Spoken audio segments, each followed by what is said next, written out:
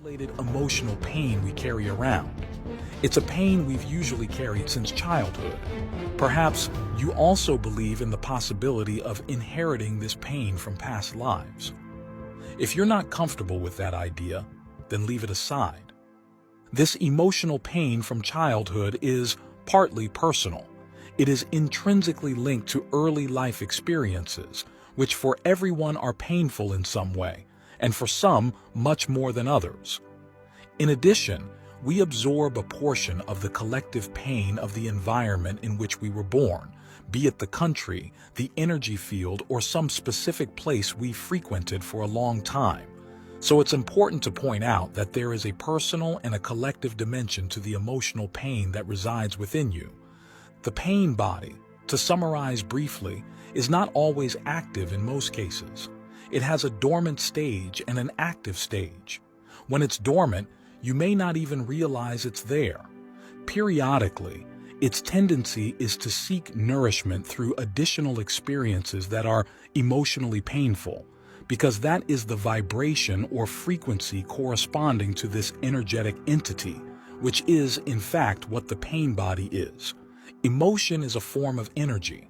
It is consciousness, and everything is consciousness. Emotional pain is a burden that everyone carries, but understanding its nature allows us to uncover the deepest levels of our own inner journey. Consciousness temporarily takes on a form, and emotion is one of these forms, a transitory expression that consciousness adopts. The emotional pain of childhood often leaves traces of that particular emotion. It is not completely released. Then, when you reach the age of 18 or 20, you carry a body of pain. For some, this burden is very heavy, while for others, it's less impactful. The pain body periodically needs to feed on experiences of emotional pain. In other words, it craves emotional pain, needs it, and creates it primarily in two ways. One of these is by generating conflicts with people close to you, so that negativity is returned, and so you find yourself embroiled in relationship drama. The preferred place for the body of pain to renew itself is in intimate relationships. It's the perfect environment in which to feed. It has a kind of borrowed intelligence, its own cunning. It's like a mischievous little gremlin, knowing its partner's weak points and touching them to provoke a response, stimulating the drama. And it usually works, because when you press the right buttons, it awakens the other person's body of pain, which joins in the spectacle. At that moment, when the pain body is active, you don't want to get out of it. If someone were to ask you whether you wanted to stay in the drama or be free, you would probably get very angry because it wouldn't be you talking, but the pain body expressing itself through you. You could say something like, "Leave me alone. This is serious stuff. I don't want to hear what you have to say. Leave me alone with this pain body nonsense." The pain body doesn't like to be recognized because it means that the light of consciousness is shining on it. Now, what if you don't have an intimate relationship? That becomes a little more complicated. How can the pain body feed itself? Oh, believe me, it has the perfect solution. When it needs to feed, it rises up in your mind and controls your thinking. Every thought becomes negative, whether it's about you, other people, life in general, or politics, always a deeply negative thought. The thought is not just a thought. It is addicted to thinking negatively. Thoughts like, "My life is so terrible," "That person is terrible," or "This is absolutely terrible," whether predominantly anger, self-pity, whining, or screaming, don't matter. You get stuck in a cycle of negative thinking, which continually feeds you because thought is also energy, and each thought is a temporary form that consciousness takes. At this point of reflection, it is crucial to understand the dominance of the pain body over the mind and how it perpetuates its own existence. Each thought is a small entity, a form of energy, and the pain body devours these thoughts, especially the negative ones. It loves your negative thoughts because the more negative they are, the stronger it gets. But after a while, it gets satiated, like after a big meal when you can't eat anymore. And then, suddenly, it goes back to sleep, and you wonder, what was that all about? Sometimes when you're in a relationship, you reconcile, and everything is fine again. It feels like you've both woken up from a strange nightmare. But the strange thing is that this nightmare repeats itself, sometimes every 2 weeks, 3 weeks, once a week, who knows? It could be once a month or every 3 months. It varies a lot, but it comes back again and again. Until you begin to recognize it for what it is, consciousness cannot enter. Once you recognize it, it can no longer directly use your mind to renew itself, because you recognize it directly. You can say, here it is.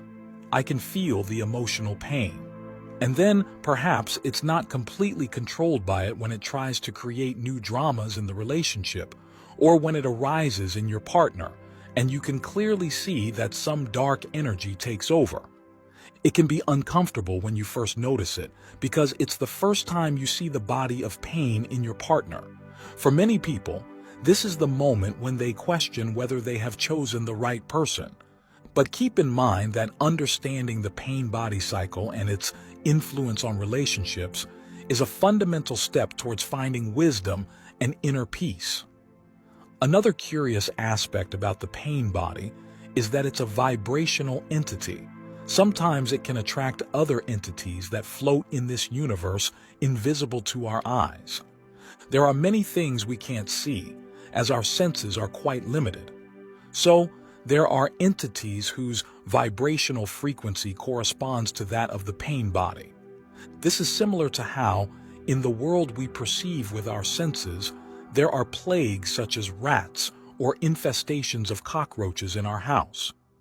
There is a psychic correspondence, as if it were cockroaches or rats in the invisible realms that can sometimes be attracted to strong pain bodies. When this happens, the pain body unites with these entities, almost like a fusion, making the pain body incredibly heavy and, in certain cases, even dangerous. This often happens to people who are either very unconscious or have some kind of addiction that drastically reduces their consciousness or have some deficiency in their mind. For these people, their pain body attracts other entities and they can commit terrible acts. That's not to say that they are always under this domination, but it's there, waiting. Sometimes people who know these people ask, how could he have done that? I knew him. He was such a nice person.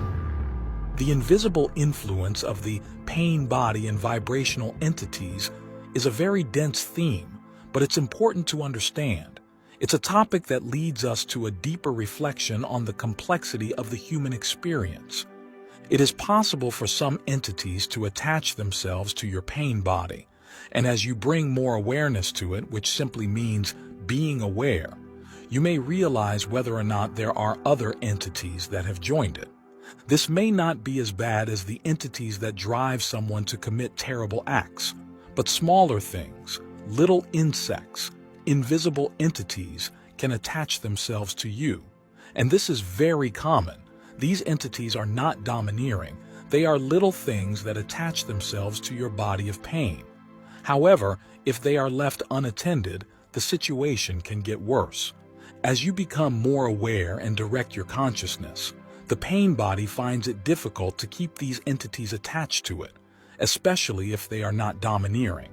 So remember, the pain body doesn't like to be recognized because when you identify it and can feel it by putting your attention on it, it doesn't like your attention because it can no longer use your mind.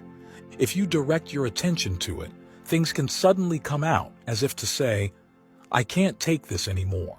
This person is becoming too aware. This kind of thing comes out, and the body of pain becomes lighter. When we release a significant part of our pain body, it's as if a big piece of us disappears, although we don't know where it goes, but it simply goes. The transmutation of the pain body occurs because the pain body is energy, trapped energy, which, when we focus on it, becomes liberated. I compare it to the flame of consciousness, or the flame of presence. This energy then becomes part of your presence. It is transmuted into presence. It takes on a higher frequency. It is also consciousness and becomes present. You could compare it to a piece of ice, which is very hard and with which you could hurt someone. But when it is transmuted, it becomes soft and fluid.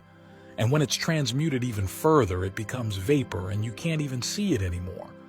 This is a bit like consciousness manifesting itself in different forms, from inanimate matter, which would be a totally dormant or almost totally dormant consciousness, to progressively more awakened degrees of consciousness in different forms of life, such as plants, animals, human beings, and awakened human beings. All you have to do is continue to be aware of it, especially when it arises and when it is present in relationships. So just reflect. Is it still using your mind? Be aware so that the emotion doesn't rise to the top of your mind and you start thinking negative thoughts. When this happens, know what's going on. And remember, it's actually your pain body that loves your negativity. And recognizing this is wonderful. In this way, we can say that transmuting the pain body into conscious presence is an essential step towards finding inner peace. Each time that we recognize and transmute this dense energy into conscious presence, we are taking significant steps towards our spiritual evolution. The flame of consciousness that burns within us dissolves the bonds of the past and lifts us into a state of clarity and serenity. When we choose consciousness over unconsciousness, we take a step towards our true spiritual nature. Every time that we direct our attention to the light of consciousness, we dispel the shadows of the pain body and come closer to our divine essence. So I invite you to look within, recognize the moments when the pain body manifests, and choose conscious presence. On this path, we will find the wisdom and knowledge that illuminate our being, and we will realize that negativity is just a passing veil that covers up the beauty of our true nature.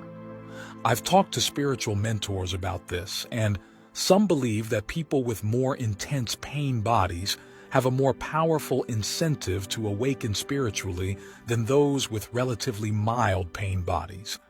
It's as if you were in a nightmare. If you're in a nightmare, your motivation to wake up is greater than if you were in a relatively pleasant dream.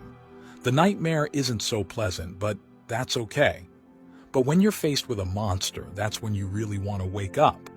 But I believe that even the body of pain, with all its intensity, can be the spark that propels us towards enlightenment. Because in the darkest moments, we also find the motivation to turn on the light of consciousness.